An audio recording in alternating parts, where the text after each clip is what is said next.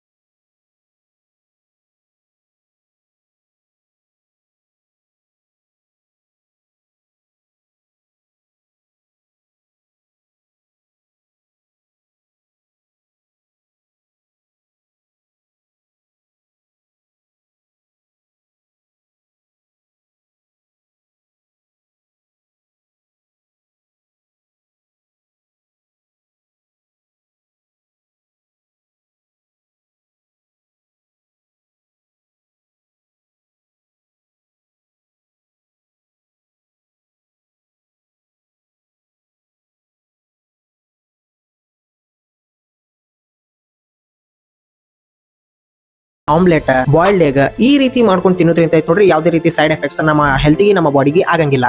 ನಿಮ್ಮ ಒಂದು ಡೈಲಿ ಲೈಫ್ನಾಗ ಐತೆ ನೋಡ್ರಿ, ನೀವು ಡೈಲಿ 5-6 ಎಗ್ ತಿನ್ನೋದು, ಮತ್ತೆ ಒಂದಿಷ್ಟು ತರಕಾರಿ ತಿನ್ನಂಗಿಲ್ಲ, ಒಂದಿಷ್ಟು ಫ್ರೂಟ್ಸ್ ತಿನ್ನಂಗಿಲ್ಲ, ಮತ್ತೆ ಸಿಕ್ಕಾಪಟ್ಟೆ ಸ್ಮೋಕ್ ಮಾಡೋದು, ಆಲ್ಕೋಹಾಲ್ ಕುಡಿಯೋದು, ಇದೆಲ್ಲ ಮಾಡೋದ್ರಿಂದ ಐತೆ ನೋಡ್ರಿ ಕ್ಯಾನ್ಸರ್ ಆಗೋ ಚಾನ್ಸಸ್ ಭಾಳ ಅಂದ್ರೆ ಭಾಳ ಇರ್ತೈತೆ. ಬರೀ ಎಗ್ದಿಂದ ಕ್ಯಾನ್ಸರ್ ಆಗಂಗಿಲ್ಲ. ನೀವು ನಿಮ್ಮ ಡೈಲಿ ಲೈಫ್ನಾಗ ನೀವು ಏನೇನು ಮಾಡ್ತೀರಿ ನೋಡ್ರಿ ಅದನ್ನು ಐತೆ ನೋಡ್ರಿ ಇಲ್ಲಿ ಮ್ಯಾಟರ್ ಆಗ್ತೈತಿ. ಡಾಕ್ಟರ್ಗಳು ಇದ್ರ ಬಗ್ಗೆ ಏನ್ ಹೇಳ್ತಾರಪ್ಪ ಅಂತಂದ್ರ, ನೀವು ಡೈಲಿ ಒಂದ್ ಎಗ್ ತಿನ್ನೋದ್ರಿಂದ ಐತ್ ನೋಡ್ರಿ ಹೆಲ್ದಿಯಾಗಿ ಇರ್ತೀರಂತ. ಮತ್ತೆ ಕಿಡ್ಸ್, ಸಣ್ಣ ಮಕ್ಳು ನಿಮ್ಮ ಮನೆಯೊಳಗೆ ಇರುವಂತ ಅವರು ಐತ್ ನೋಡ್ರಿ ಎಗ್ ತಿನ್ನೋದ್ರಿಂದ ಅವ್ರಿಗೆ ಬೇಕಾದಂತ ನ್ಯೂಟ್ರಿಷನ್ ಐತ್ ನೋಡ್ರಿ ಅವರಿಗೆ ಸಿಗ್ತದಂತ. ಆದ್ರೆ ಇಲ್ಲೊಂದು ಕಂಡೀಷನ್ ಐತಿ, ಯಾರಿಗಾದ್ರೂ ಹಾರ್ಟ್ ಡಿಸೀಸ್ ಮತ್ತೆ ಹಾರ್ಟ್ ಕೊಲೆಸ್ಟ್ರಾಲ್, ಕ್ಯಾನ್ಸರ್ ಅದು ಇತ್ತಪ್ಪ ಅಂತಂದ್ರ ಡಾಕ್ಟರ್ ಅಡ್ವೈಸ್ ಮಾಡಿದ್ರ ಅಷ್ಟೇ ತಿನ್ಬೇಕ, ಸುಮ್ಮನೆ ತಿನ್ನಾಕ ಹೋಗ್ಬಾರ್ದಂತ. ಈ ರೀತಿಯಾದಂತಹ ಸುಳ್ಳ ನ್ಯೂಸ್ನ, ಸುಳ್ಳ ವಿಡಿಯೋಗಳನ್ನ ಐತ್ ನೋಡ್ರಿ, ಸುಳ್ಳ ಇನ್ಫಾರ್ಮೇಶನ್ ಐತ್ ನೋಡ್ರಿ, ಒಟ್ಟ ನೀವ ಕನ್ಸಿಡರ್ ಮಾಡಾಕ ಹೋಗ್ಬೇಡ್ರಿ. ಈ ರೀತಿಯಾದಂತಹ ನ್ಯೂಸ್ ವೈರಲ್ ಆಗೋದು ಭಾಳ ಅಂದ್ರೆ ಭಾಳ ಈಸಿ. ಆ ಒಂದು ಸುದ್ದಿ ಹಿಂದ ಇದ್ದಂತಹ ಸತ್ಯನ ಐತ್ ನೋಡ್ರಿ ನಾವು ತಿಳ್ಕೊಬೇಕ.